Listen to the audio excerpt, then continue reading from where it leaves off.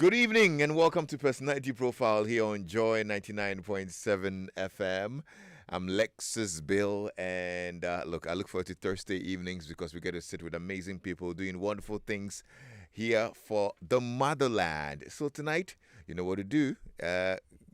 Share the link, like they say, right? Get on our YouTube page and share the link and let the world know about our conversation that's coming up right here on Joy 99.7 FM. I've got a very amazing guest in the studio, and you're going to love hearing him. So let me tell you about him. Yes, he's a man from humble beginnings who's shaped by discipline and uncertainty.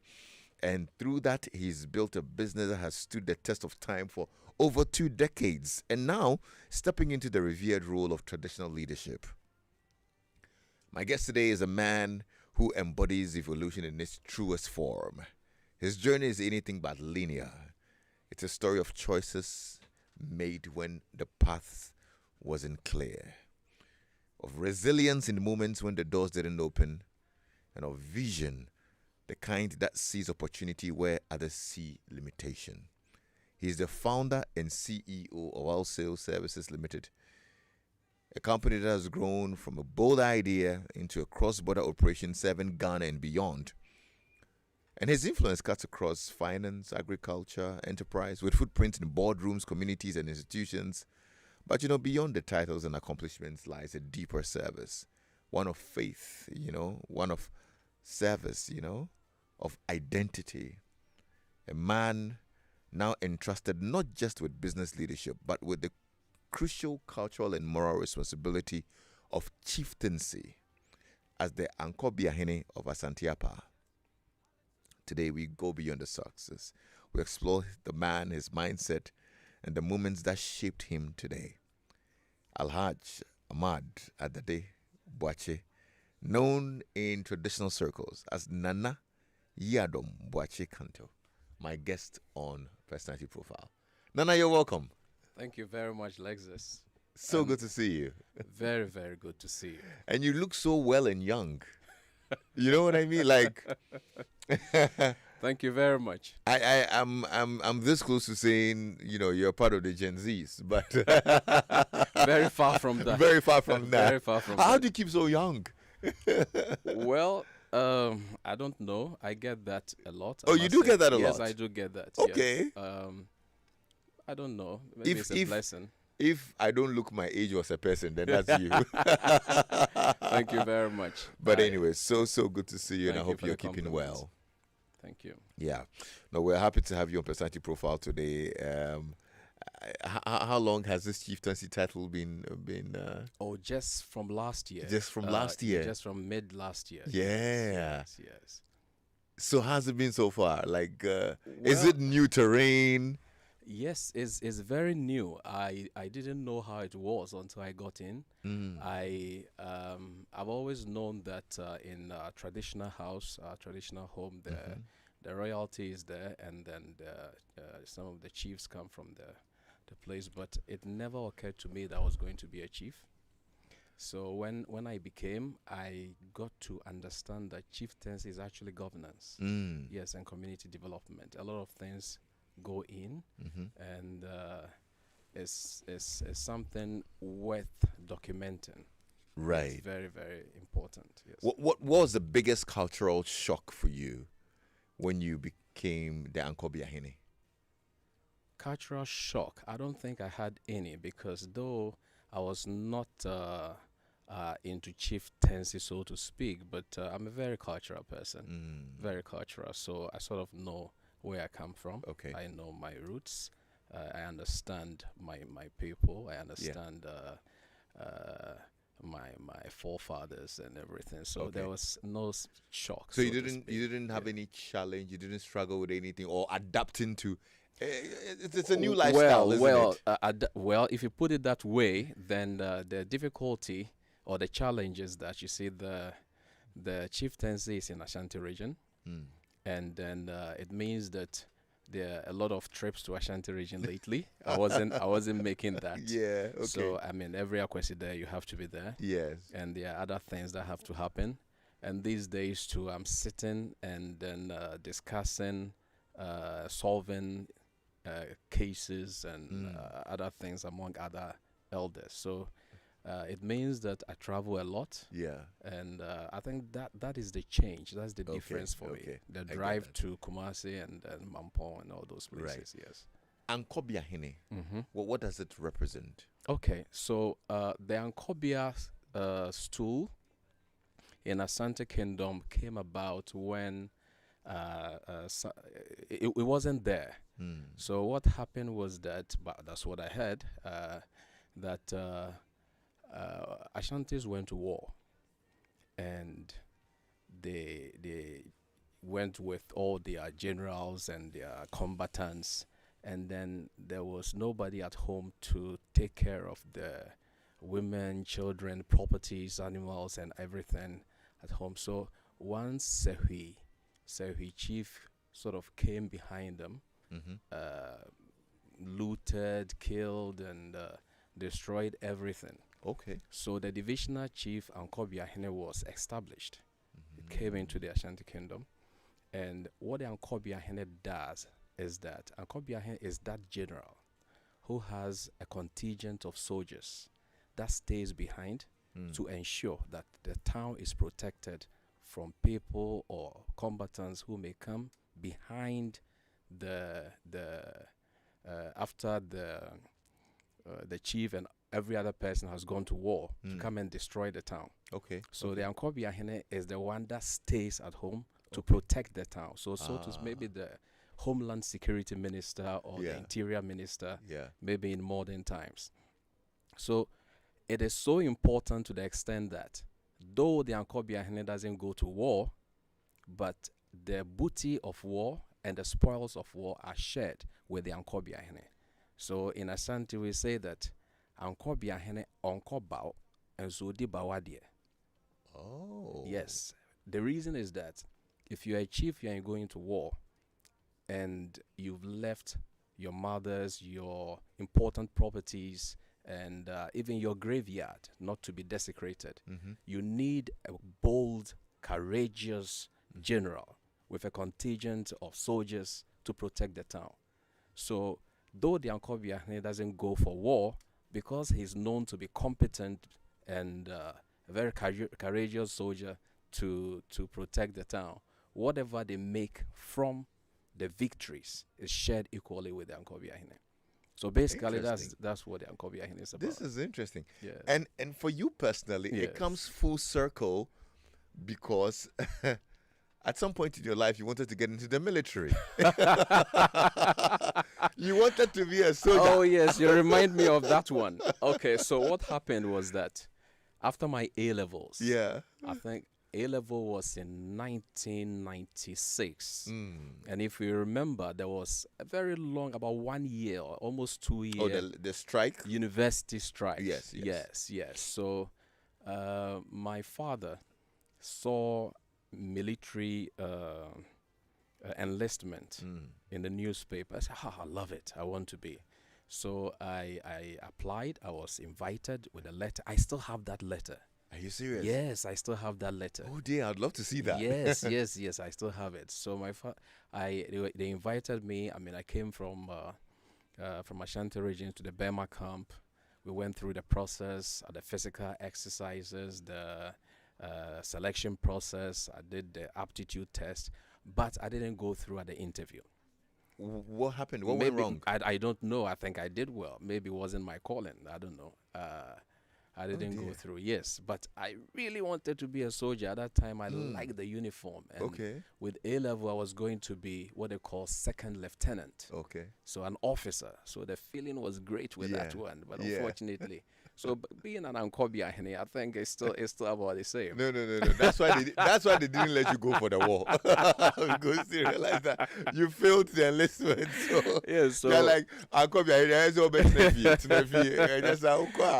you know, that was a difficult experience for me, because I remember the selection at the time ended very late in the night. But I was so frustrated that because I had another friend that was with me who was picked. Okay. Yes, so I was so frustrated. I told my sister I wasn't staying in Accra. I was going straight back to Kumasi. That same day. Oh yes, I left. I got there at dawn. I can and imagine. the distance, the drive was a very long one I can for me. imagine. Yes, Yeah, yeah. yes, yes. This friend who was picked, are you still in touch with him? No, that's Frimpong Didi, and wherever you are, you just get in touch. Yeah, we need to look for Frimpong him. Didi, We need yes, to look for him. the father was a police officer. Okay. Yes, we okay. went there together. Yes. So Asantiapa, that's the name of the Yes, of yes, the yes, community that you are, yes, Dan yeah. Kobi Ahene. Is that where you're from? That's where I'm from. That's your hometown. I cannot be a chief of a place if I'm not from there. Yeah. Because my chieftaincy is hereditary. Okay. Okay. So you're royal. Thank you. It's hereditary, so you cannot be a chief and call be any of the place if you're not from there. Is that where you grew up? No. My growing up.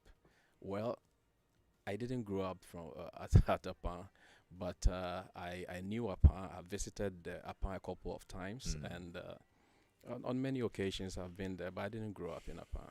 I grew up mainly in Nigeria, in Kumasi, and then I don't know whether Accra is growing up when I came for tertiary education, but if that counts So as growing before up, that, you were moving around I was moving around. from Nigeria to Ghana. Why? What was going on?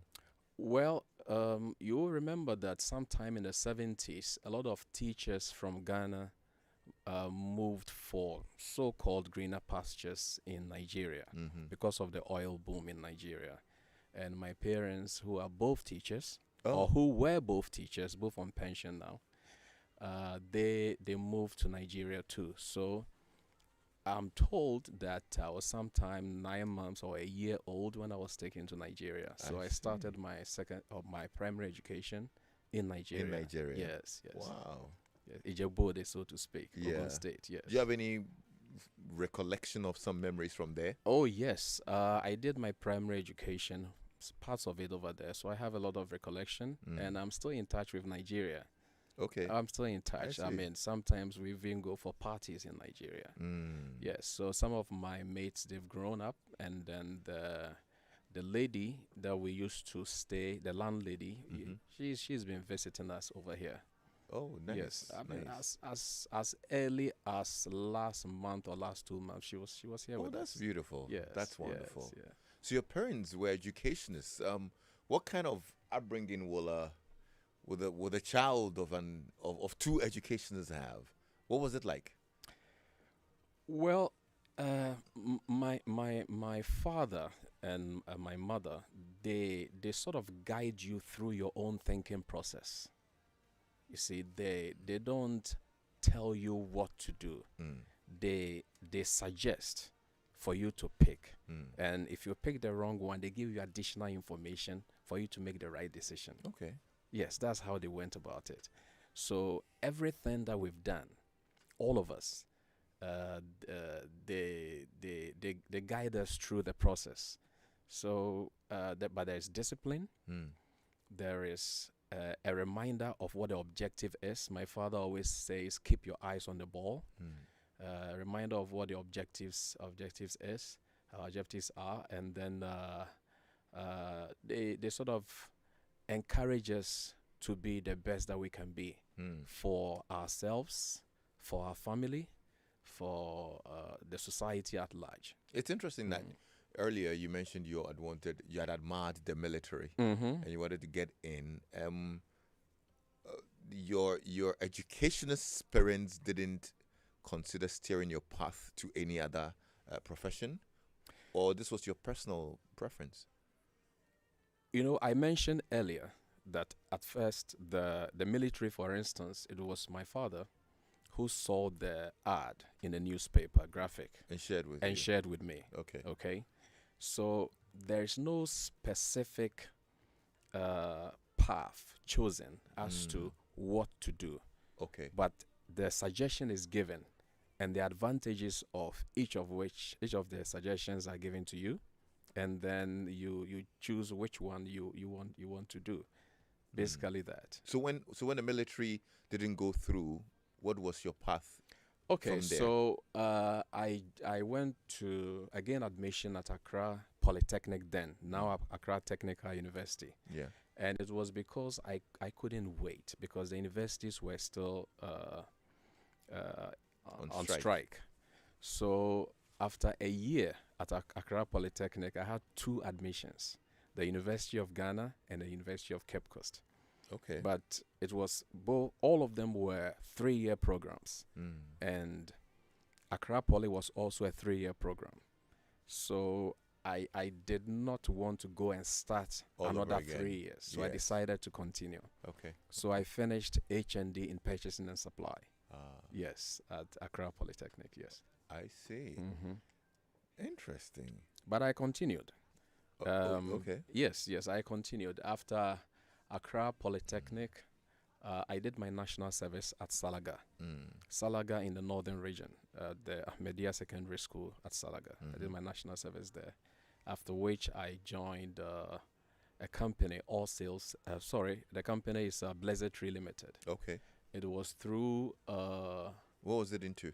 well, Blessed Tree had a number of things, but the major product Blessed Tree was doing was mining equipment. It was a mining support services company. So that's where I learned about things like filters. I mean, and a couple. I'm not an engineering person. I'm a salesperson. Okay. So I used to sell. I remember Donaldson filters for these mining companies.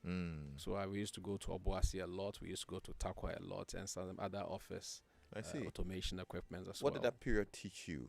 I mean, Well, that is where I learned my creative skills from, because though I did business, I've done business right from O level through A levels to polytechnics to the university and all, but it's a different ball game when you are actually given products and you need to convince somebody else to get the products in exchange for money.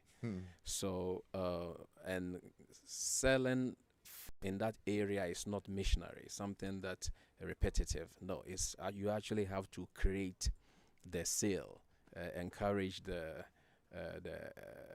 customer to continue to choose you. yeah. And the personal selling was the order of the day, because the customers were so easy to identify. It wasn't a product for the mass market. So things like marketing communication was not something to be used to do that kind of sales. So it taught me hardcore selling. It taught me communication. It practicalized most of the things I had read in school. And I think I developed a lot in the 3 years that I spent with Blessed Tree Limited. Was yes. that after? Was it after the 3 years that you decided to set up ALSALE? Yes. After 3 years, my boss, Mr. Bando, who I'm still very much in touch with, he lives on the Spinters Road now. I told him that I wanted to start a company, so I wanted to resign, and we sat down, we spoke about it, and then I told him what I wanted to do, and he gave me his blessings. So- What company did you want to start? Where did the idea come from? I mean, what problem did you see that you wanted to fix? You see, the name of my company now is ALSALE. Okay. Now I wanted to create a company which has a comprehensive solution for banking and cash processing equipment solution.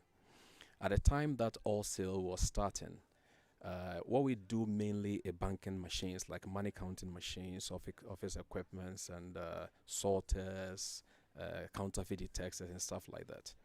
When ALSALE started on the market, the order of the day was equipment that delivered specific solutions. So, for instance, you could have a counting machine which has only a UV counterfeit detection. It uses only UV in the detection of counterfeit. Then it is us, ALSALE, that thought about combining at the same time UV, MG, IR in one equipment. Okay, That was an industry change. I see. And if I should explain further, UV was at the time being used to detect counterfeit for CDs. MGIR was being used to detect counterfeit for foreign currency. Okay. But what we did with our equipment is that we, in collaboration with our manufacturers, try to get the UVMGIR to be activated at the same time, Okay. so that as the notes are passing through the machine, all these detection functions are activated. Okay. We did that equipment first, Wow. and that's how we came onto the market. I see. Mm. What were the early days? I mean, the hardest early days like? Was it, would you say, financial pressure? Was it doubt? Was it fear? Well, I think I have a very strong threshold for pain. And when I say pain, is about frustration and so many things. Um, I had absolutely no fear in it. No, I had no fear. I have a very strong belief of success, but it wasn't going to be an easy success. So I didn't have doubt in myself. There were financial difficulty with respect to capital, but I also am not the kind of person who subscribe to starting a business with a loan, for so many reasons, So started very small. So finances was a difficulty. It was a challenge, but I had no personal fear. I had because it started really, really, really small. I mean, like 2 equipments. I was living with my siblings at the cantonment police barracks. I mean, and that's where it's actually started, because my senior sister, you may know her, is COP Habiba Chumesi. Right. Yes, she is living with her. So that's where it started. Yes. And 22 plus years later, what would you say has been your biggest business mistake, if you made any? If you didn't, that's fine. Yes, I've made a lot of mistakes, and I believe if I had had the benefit of hindsight, ALSALE would have been much, much bigger than this. But I also think that it's those mistakes that also shaped where we've come to. Well, there is the mistake of too much confidence and not reducing the element of risk. Okay. I'm not superstitious. Absolutely zero superstition. That's it's natural. It's got nothing to do with religion. I'm not superstitious at all. So when I think about something, I have absolute belief that it will work, and that's a weakness. It's a weakness because it doesn't sometimes make you take calculated risk. Okay. So I can go in all out, and sometimes I lose money.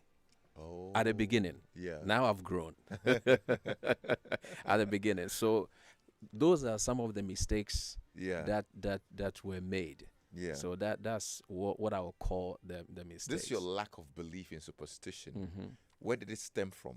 I think it's natural because I remember when I was very, very, very small, like maybe around 9 or 10 year old, whenever I go on holidays in the village, my grandmother used to have, or still have, but maybe she's no more, but there's a farming village near Asante Mampo on the Ejura Road called Raso. And she used to have farms and corn plantations over there. And in the Asante region, there are days we call Dabone, that we don't go to the farm and we don't do many things. But I didn't bother about any Dabone then, even at that age. I mean, anytime I'll pick my cutlass, go and get my corn, and then that's when I'm holiday, when we're living in Kumasi. Yeah. So anytime on holidays, my grandmother will call me in, and then I'll spend a few weeks. So I was breaking all the Dabone even at that age. So I knew and there were no consequences. No consequences. And then they used to tell very fearful stories to me, thinking that those are going to sort of make me become afraid and not go maybe the next time. But the very next day I'll be there and get whatever I wanted to get. And these were not close places. These are bushes. I mean, you have to walk into the bush, to the farm, but I had absolutely no fear. Though it's not something I'll do these days because at the time, you know, things were not that bad. These days, people love money a lot and they could do anything. So I wouldn't recommend a child does that these days. Yes. I see. Your business is run for what, 20 plus years? We'll be 22 years on the 9th of June this year. Wow. Yes, 9th June 2026. ALSALE will be 22 years. That's amazing. Yeah, but it's the human resource. It's the people we work with who have driven it. Really, yes. When you sit back and just play back 20 years in your mind, what sticks out? I mean, beyond the human resource that you commend. God is good. God is good because in as much as one thinks and have strong will and strong beliefs, there are so many things that happens that you think that is, you know, not that you think, you know that it wasn't your effort. And if you have a very good intention and good heart, God surround you with angels. And those who believe in spirit, they shouldn't think that I'm talking about spiritual angels. I'm talking about real human beings who are called angels. Okay.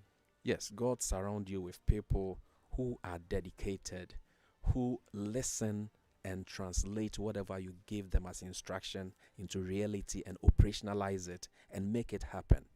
People who buy into the vision and their dedication is absolute. Those are the people I call angels, and I do have a lot of angels at ALSALE Services. There you go. Well, if you just joined us, this is Personality Profile here on Joy 99.7 FM. We're walking through the journey of Mr. Ahmad Adade Boakye, or you can call him Nana Yiadom Boakye Kanto, the Ankobia Hene of Asantiapa, and also the CEO of ALSALE Services Limited. You can send us a WhatsApp message on 055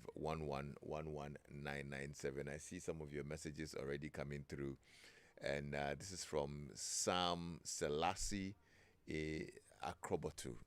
Oh, it says Mr. Ahmed Boakye is such a wonderful man, an intentional marketing icon that I have met in the business field. May God lift you higher.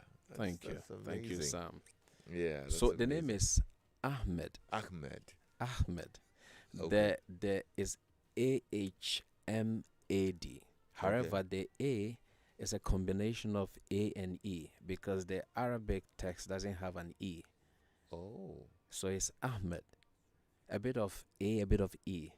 So it's not Ahmad. Okay. And not or Ahmad. It's Ahmed. You got it. You're go. good. Your phonetics are very good. I tried. Interesting. I didn't know the Arabic text didn't have an E. No. There's no E sign in it. But there's an A. But there's an A. Yeah, there's an I, but no E.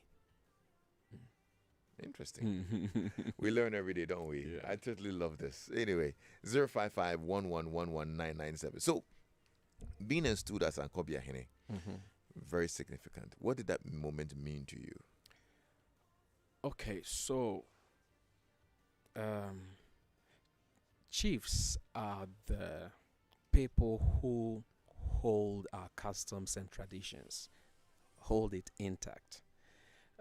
For instance, I don't remember seeing ordinary people on ordinary days putting on cloth to go to work. But some people have to do that to show our culture and tradition. So chiefs hold the values of our culture and tradition in all aspects of it.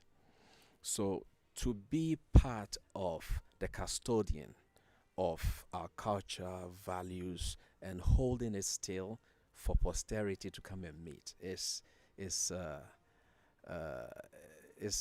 duty which is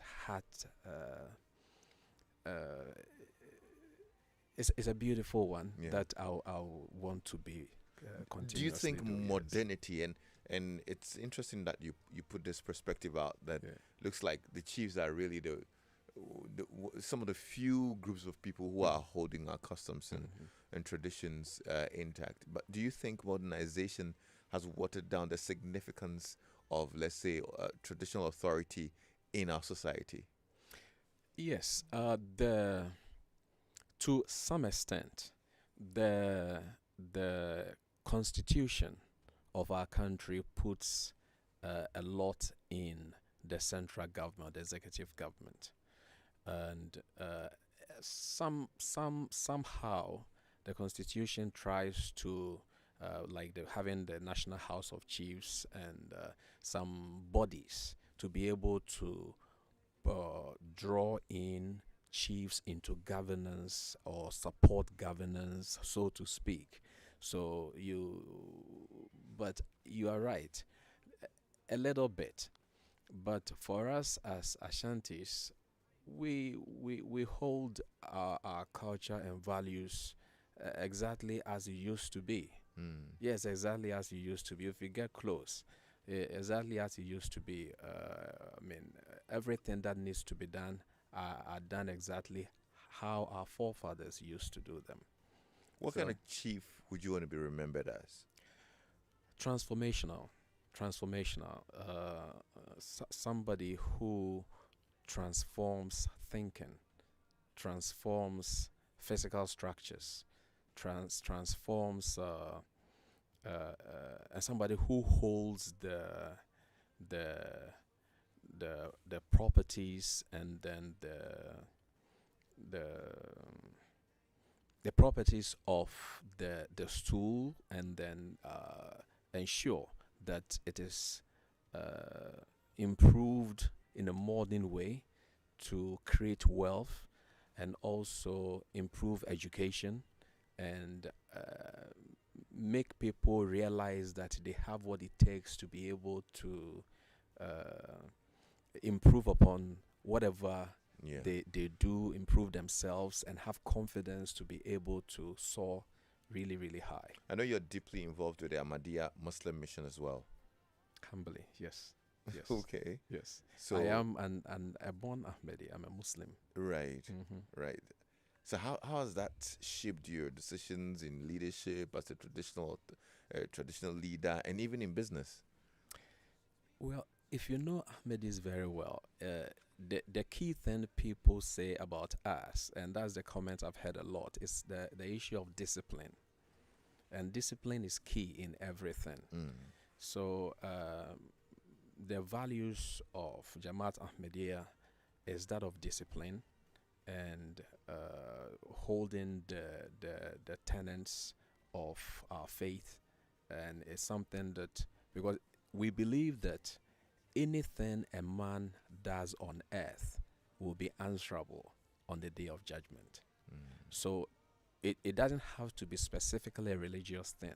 Mm. It could be work, it could be any relationship that you have, anything that you do, you will answer for it. So even as I sit here, all the things I'm saying, the things I'm doing, I believe that I will answer for it.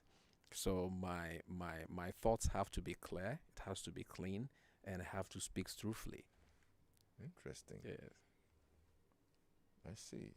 In today's fast-paced, profit-driven world, Mm-hmm. how do you stay grounded?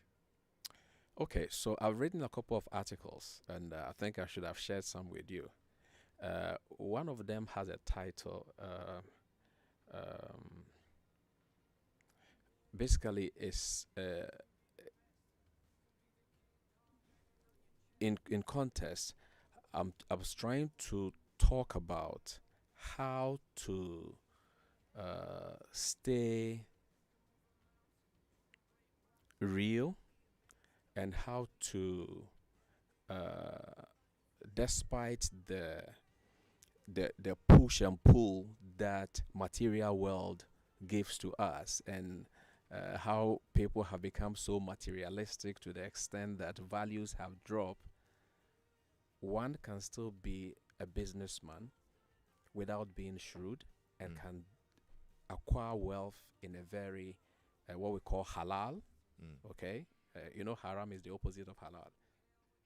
A lot of people know the haram. I know haram and I know halal. I didn't know they were opposites. I They are, just don't know what the. I know haram, what it is. Halal, I'm not sure. halal is the opposite of haram. Of haram. Okay. Yes, the allowed and the one something which is not allowed. Forbidden. Yes, forbidden. So halal is allowed, and there's a very good way to make money or do business without cutting corners. Yeah. Yes. Yeah. This is very interesting. I mean, you've got a very beautiful life, and I know you have a strong interest in mentoring and branding as well.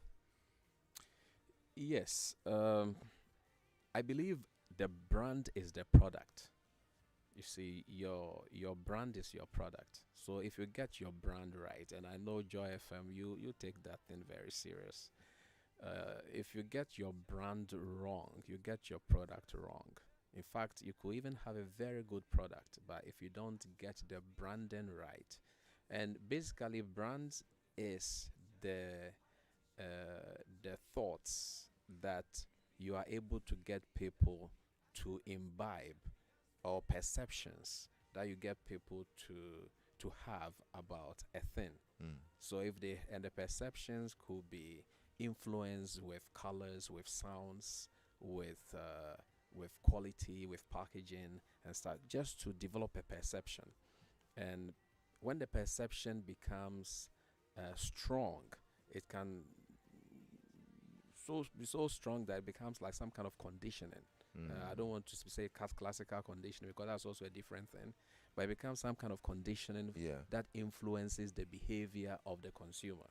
So if your branding is good, your product is good, and you'll be able to make money, because the money is the brand, and the brand is the money. Well, I just got a message from somebody who knows your brand, probably from when you started. Okay. Auntie Lydia of La Community Bank Oh sends my us a God. message. Yes, yes. She says, please say hi to your guest for me. I know the genesis of his business and the hard work he put in. He followed the rural banks everywhere they went with his products.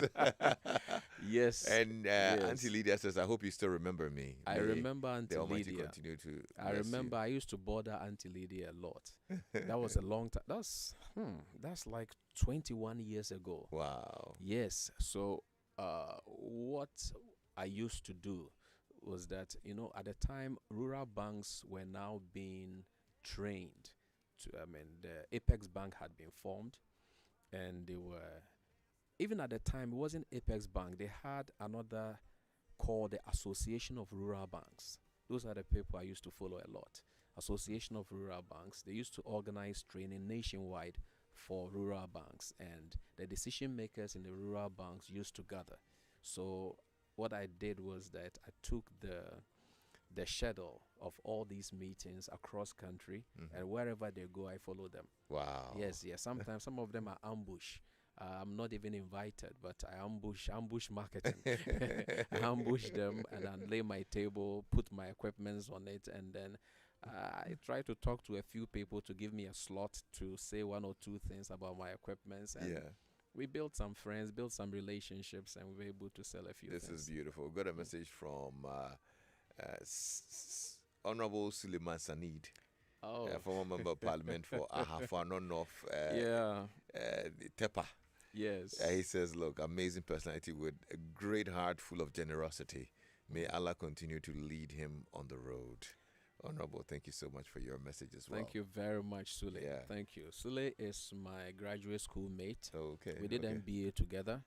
And when he decided to go into politics, I knew he was going to do well, because he's very open-minded. Yeah. Very, very open-minded, and he has a very strong will to do what he wants to do, and very smart person too. Thank you, Sule. Right, there you go. I think that one of these days we need to have a sitting at her green thumps, the garden. I think Sule would like that, because Sule is a caucus member. Hey, he understands it. So what's the biggest mistake young entrepreneurs make when building a brand? You've lived it. Tell us. Okay, I think what I observe these days is that people want to quickly achieve. I don't know how to pick. It's like they want to live the life of somebody who has been around for a while. So they they don't try to go through process. I also understand. I'm not oblivious of the fact that this time there is AI, and the fact that in the past we used to go through a very long process doesn't mean everybody should do the same thing. Some of these things have been shortened, but I think that they should learn, because I believe business is apprenticeship. The best entrepreneurs are those who became apprentice in the area that they operate. And what I mean by that is that I believe that those who start things like microfinance companies and all are usually people who have worked in the banks. And if somebody who has studied, say, electrical engineering decide to sell electrical cables, they are more likely to be able to explain it and then do well in that area. Right. So right. knowledge is important, patience is important, Okay. focus is important, integrity is important, and perseverance is important. If you could sit down with your younger self at age 25, what would you tell him? 25.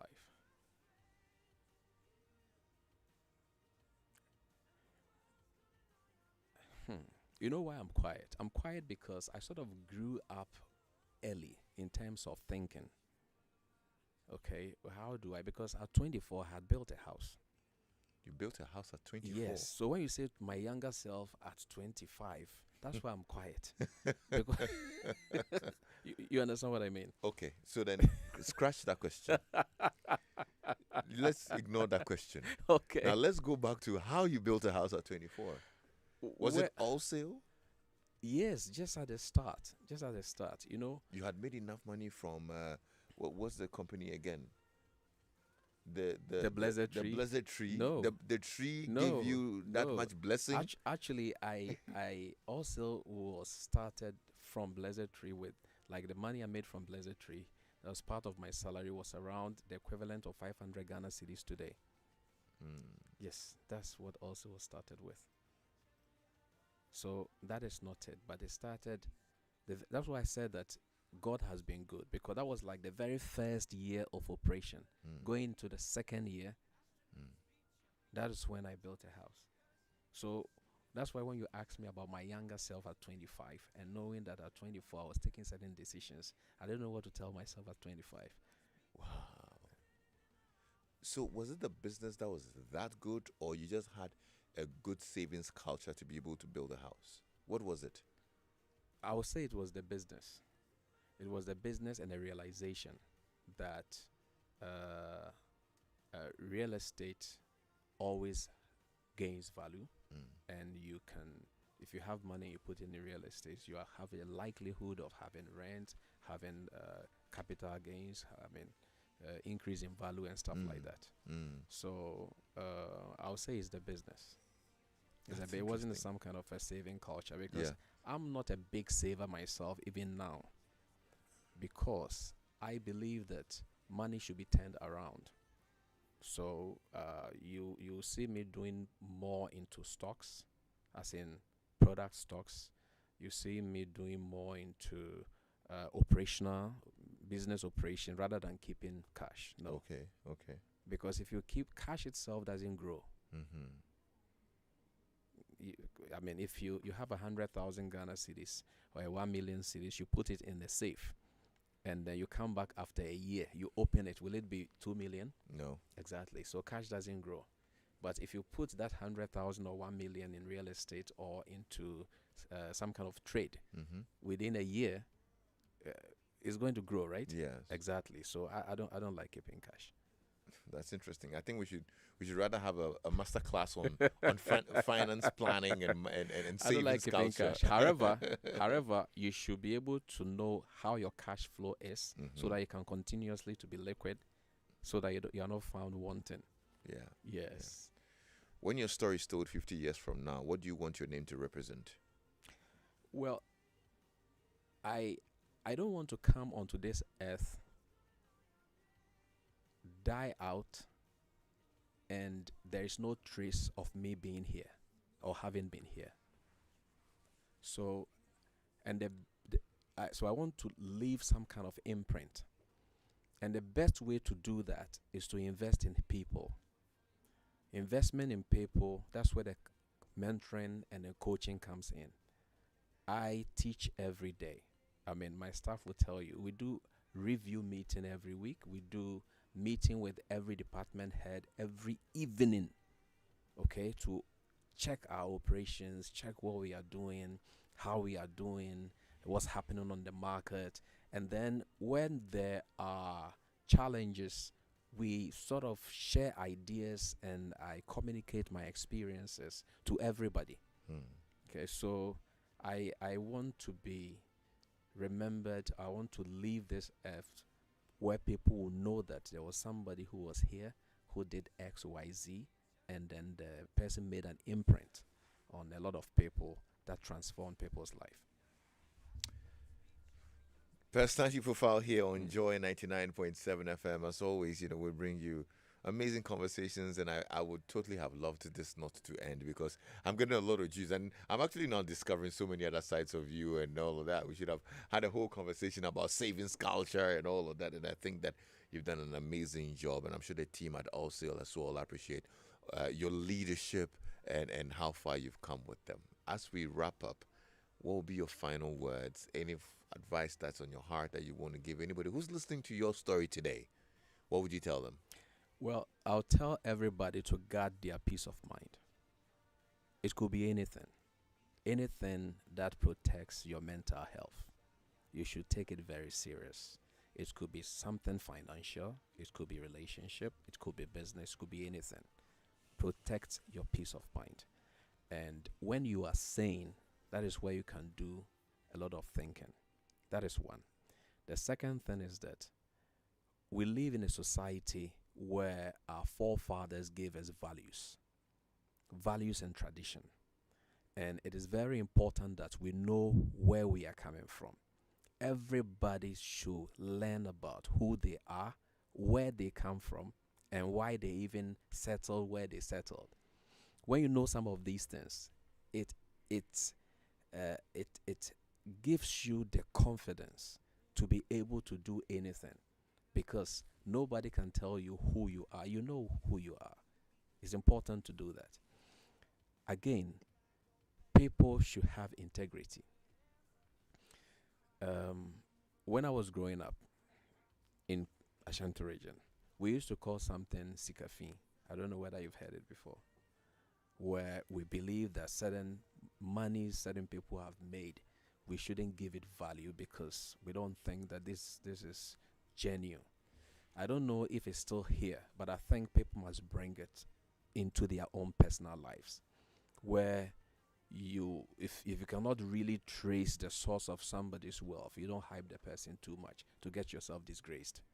Okay, so people should reduce the hype that they give people that they don't even know the source of their wealth. So these are the advices I would give. Focus, integrity, perseverance are my personal values, and those I share with everybody at any time. And this is a very wonderful nugget to leave us with. Focus, perseverance, integrity. I'm grateful. I'm so grateful that you made time to talk to us on Personality Profile. Thank you very much for having me. Yeah. I have had fun. I'm glad you have. Yeah. Thank you very much. Awesome. Alhaji Ahmed Adade Boakye. Okay, so good. Al-Hajj hasn't happened yet before. Okay. But by virtue of being a Muslim in Ghana, every Muslim is Al-Hajj, so I still take it. Yeah. But the real Al-Hajj hasn't happened yet. It should happen soon. It should happen soon. Or should I just say, Nana Yiadom Boakye Kanto? Thank you very much. And you know the meaning of Kanto? Tell me. Okay, so it's a combination of two words. Ka is to say. And when somebody breaks the law in Akan, how do we say it? Watumra. Good. So Kanto, what does that mean? The one who says and doesn't break it. So it's more like Osiadia, or like the person with integrity, right, whatever he says, he does it. Ah. So that's the meaning of Kanto. Oka onto. Oka onto.